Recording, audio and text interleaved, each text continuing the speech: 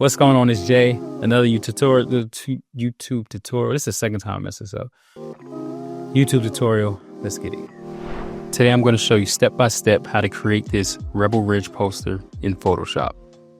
First things we need to do is get source imagery.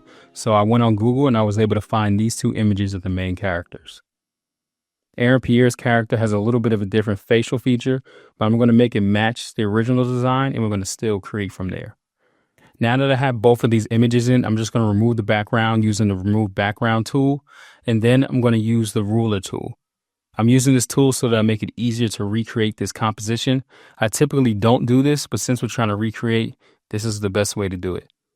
Now that we have that set, we're going to go back to the main subject and we're going to just scale him up, make sure that he's nice and lined up with the other one. So we're just going to rotate him a bit and then make sure it fits and makes sense. We're then going to do the same with the secondary subject and just make sure he's in the same stance. I actually was able to find the same exact photo for him, so that's going to work perfect. Now that they're in place, I'm going to add a little bit of levels to the main subject. I'm going to add those same levels to the secondary subject just to give it a little bit of a boost. After that, we're going to go to camera raw filter. So that's filter, camera raw filter, and then we're going to use some of the settings in there. I'm going to show you the steps that I use for this, but I'm not going to explain it step by step. Let's just run through it and see what I actually did. So nothing too crazy there, just add a little bit of a light to them.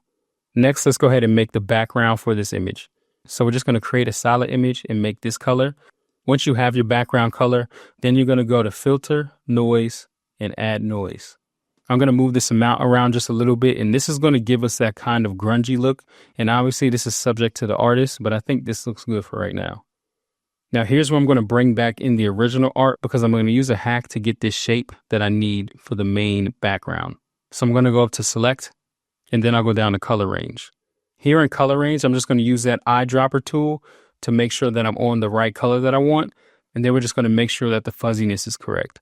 So if I hit OK and zoom in, you can see that it's already marching ants around this area. And that's pretty much what I wanted. Something that'll give me a decent idea of what that actual shape looks like. Now that we have that, we're just going to remove some of this extra stuff. So we're going to get rid of the details on the edge of this box and the details inside the box. And just like that, you have that shape that you had from the original on this new layer. Next, we'll bring back in the main subject, and then we're just going to do the same for him. Let's get him inside this box, and we could do this by selecting the mask and then painting away the parts that we don't want to see anymore. So this is like a quick way of editing the mask that's already there. Next, we're going to go back into camera raw filter and I'm going to make a few more edits to him. And this is just to give it a bit more of that crispness and clarity. So we're going to add a little bit of boost to it and we're going to start to bring those colors closer to the original design. As you see, little by little, it starts to turn into that more orangish hue. And that's what I'm looking for. Next, while on the same layer, we're going to go to image, adjustments, and then selective color. Y'all know I like to use this one as well. I'm going to show you the parameters that I use for this. And then we'll move on to the next step. Again, when I speed ramp right there, feel free to slow it down and just check out those parameters. But let's get to it. Here's a little bit of the before and after. And as you see, we're already starting to get closer to that official Rebel Ridge poster. Next, while on the same layer, we're going to go up to filter and then neural filters. So these are kind of just like AI filters. But what I'm going to do is go over here to skin smoothing. And if you look here, the skin smoothing is a good idea because it gives you this before and after where it's just smoothing out the skin only and it's going to leave the detail where it needs to be. And I'm going to leave this as a smart filter and hit OK. Next up, we'll go to image, adjustments, and hue and saturation. And this is just to mute this just a little bit because he's getting a little too bold. Now I'm going to go back to the secondary subject. We'll go back to levels and then we're going to add some more levels to him because I want him just a little bit darker and bolder. Then we're going to go back to image, adjustments, and we'll go to hue and saturation. We're going to also bring his saturation down. Next, we'll go back to image, adjustments, and then we'll go down to selective color. Here, we're trying to get that same blue-greenish hue that we have in the poster. Now that we have that done, we'll go to the mask on the main subject, and we're just going to brush away parts of his head because it has that gradient effect in the original photo. Now let's bring the secondary subject into camera raw filter and let's add some different things to him. Once I hit OK, you'll see that this is starting to look more and more like the original image and we're just getting started. Next, back on the same mask, we're going to click right here, and then we're just going to start to brush away to add that bit of shadow. We can go up here to opacity on this brush, bring it down, and we'll add a little bit more shadow right below the elbow. Now we're going to do the same thing with this secondary subject. We're just going to select the whole mask of this background box. I'm going to use that to negate the stuff around the image. So we want him just inside the box. We're going to get rid of those legs. So let's put this into a group. We're going to call it edit, and then we're going to copy it. And we're going to work with that image using dodge and burn. So we'll click over here. We'll go to the dodge tool, and we're going to start brushing on it. Then we're going to go to the burn tool. We'll change shadows to midtones. And the purpose here is to get this part right above and below the weapon into a dark space, because that's more of how it looked like on the original. So I want to get as close as possible. I think this is looking pretty good. Now let's add in that brown muted look. So we're going to go to solid color, and then we're going to use this brown color right here. Hit OK, and then we'll go through the blending modes. It looks like lighter color is going to be the one to use, so let's go with this one.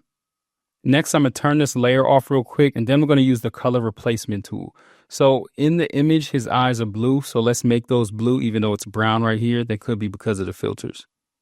So I'll just change the color, and we'll just paint right over it. It doesn't even have to be perfect. This is stuff that's going to be very small, so you just want to make sure you give the essence of it and build the ambiance of it. And now when I zoom out, you have the blue eye. Next up, let's bring in these fire images. I got these for free from pexels.com, and we're going to use this as that bottom part that's kind of on fire. So let's go ahead and change this blending mode to lighten, and then we'll hit Command T. And once you do that, let's go ahead and flip this horizontally, and we're going to add it right there. So we're going to do the same process for all of the fire and just put it in a place that kind of looks good. Next up, I'm going to take an image that might not work, but should work in essence. So I'm going to take this image of the forest, and I'm going to put the smoke down below to add kind of a haze. So I'm going to change that to a pen light, and I'm just going to brush away the parts that I don't want to see there. So this should be very subtle, but it should work. Next up, I'm going to duplicate this bottom layer, that little black box that we've been using. We're going to duplicate that to kind of give this fringe kind of fiery look at the bottom. So I'm not sure if this is going to work. I do this stuff off the top of my head sometimes, but let's see what happens. So my goal is to duplicate it, which you just hit Command J. Then we're going to just drag it down just a little bit. And we're going to change the color to white. So in changing that color to white, it kind of gives that fringy, a piece of paper, but still on fire kind of a look. I made a few adjustments to this bottom right here. I pretty much just got rid of those few different branches and leaves. And now let's move on to the next step. So let's go ahead and make a new layer. And we're going to call this layer Glow Flame. Then we're going to go to the color picker. We're going to pick a nice orange color.